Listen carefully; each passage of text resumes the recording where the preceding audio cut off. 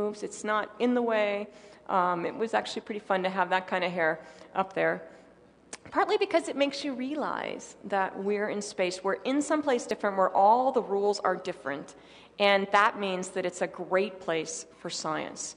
There are science experiments that we can do up there that can't be done here on the ground that involve fluid physics, combustion, people and physiology, plant growth, you name it. And one of the things that enables us to do those experiments is the space shuttle that brings up this is the last big piece of the space station being brought up. And so they're doing a little sort of pirouette underneath us. We are taking pictures of the bottom of the space shuttle to understand the health of the heat shield of the space shuttle. This is one of 2 shuttle missions that came up for us. And now you're going to see them docking here. So they dock to one end of the space station. We do a bunch of leak checks and then open the hatches, and our kind of friends and family. This is a view from the outside of the space station. Here's Steve Lindsay, Nicole Stott, who lived on the space station. And it's like Thanksgiving, as we all prepare for Thanksgiving, and you're so excited about those relatives and friends coming, and then after Thanksgiving, you're so excited that they leave. That's kind of like having a space shuttle crew come up and visit you. I mean, they certainly don't just come to visit. They brought that big, giant piece of the space station, attached it with the robotic arm, did spacewalks to connect up all the things. And here's our Robonaut. This is our robot. And now this just shows you a little bit about flying through the space station. So, Jamie, let's go ahead to the next slide. Thank you. And we'll just go through in some slides and not video, but just see some things pretty quickly. I'm just going to show, to me, I don't know what it looks like to you, but to me this picture, I mean, this is not a place in America. Somehow with this kind of monument, which is a monument to Yuri Gagarin, the first person to leave the planet and fly to space, is just something that says, these people are in Russia. Next. And in Russia, they're very practical about launching rockets. They don't get them ready early. They don't get them ready late. They get them ready on time, about 5 days before launch. This is our rocket that's on its way to the pad. Next. On a train. So there's the rocket part, and then we sit right up here. It actually goes along train tracks, and the backup crew gets to go out there, and the families get to go out there and watch the rocket go by on the train track. It's pretty slow, as you can imagine. Next. And there's my family. I'm saying goodbye, and that's actually my birthday card from my son. I had my 50th birthday a day before launch. Next. And there's our whole family, my stepson Josiah as well. We're in quarantine, but we do get to see family for limited periods, and it's all up to the Russian doctor who's in charge of, disease and the plague and everything else. We just call him Dr. No. Because he likes to say, no, you can't see that person or that person. Next.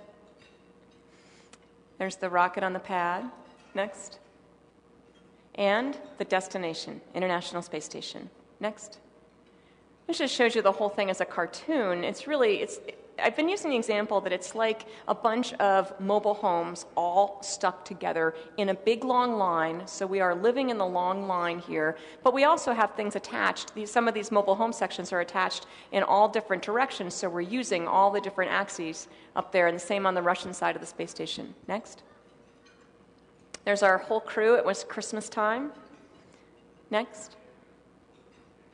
And another little video, this one's short, shows you our treadmill. You have to push next one more time, Jamie. Thank you. So this is our treadmill. There's the bar, like if you were going to be on the treadmill. Maybe we can have a Denver Athletic Club up in space. Right in there is the bathroom. And now 4 feet later, here's our exercise machine and the cupola that we look out of to take pictures. And now we're going to turn around. And so this is actually Mike Fossum taking this video. And we're swimming along, so to speak, using, a hand just to kind of give him direction every once in a while. Mike is one of the guys who's up there in space right this minute. And this is a look into our sort of fancy closet. Having a place to put things is amazingly important. It actually takes a lot more time if you don't have enough room for everything, and everything is crammed in. Every time you want to get something out, more things come out, and it takes time to do all the experiments. So having enough room is important. This is the United States laboratory. We have a Japanese laboratory, and a European laboratory, and then the Russian segment. This is our cabins where we live. And I kind of wondered why we all had to sleep within like 4 feet of each other when there's a huge space station. But when an alarm rings in the middle of the night, it's really nice to be able to just pop your head out of your cabin. And this is a view into a cabin. And now turning around. It's nice to be able to pop your head out of your cabin, know where everybody is, and race to the computer and see what is up, whether there's some kind of emergency or something like that. Here's Satoshi in the Japanese module. So this is the crew that's up there right now. Satoshi and Mike and Sergey will actually land next Monday night, the Monday before Thanksgiving. So they've been up there 6 months now. Mike was my backup when I flew, and that's how we know each other pretty well.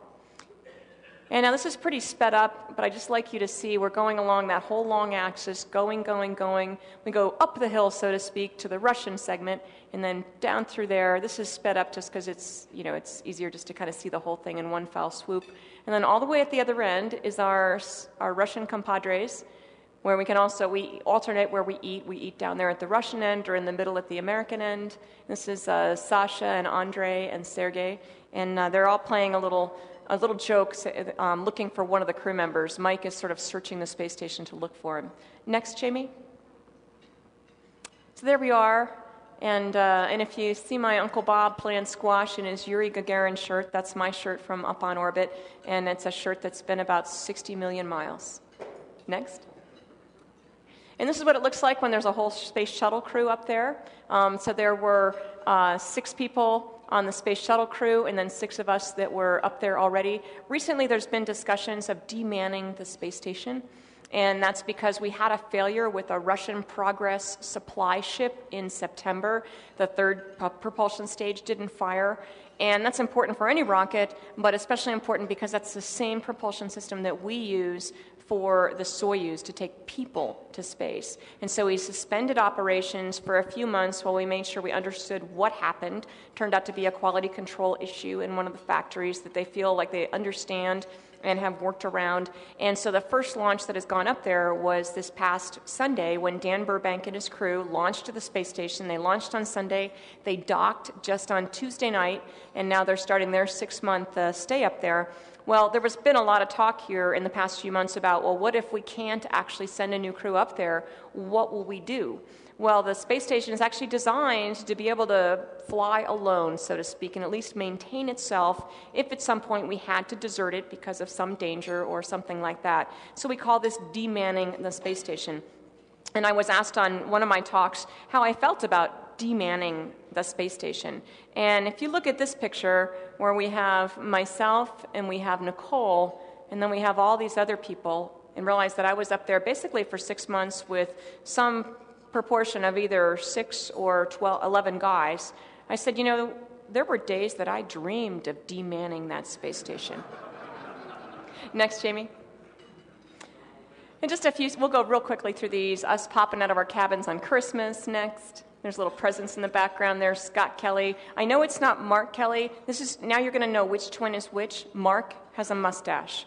Mark mustache. So this is Scott. No mustache. Next. And Santa Claus managed to come up even on the space station. Next.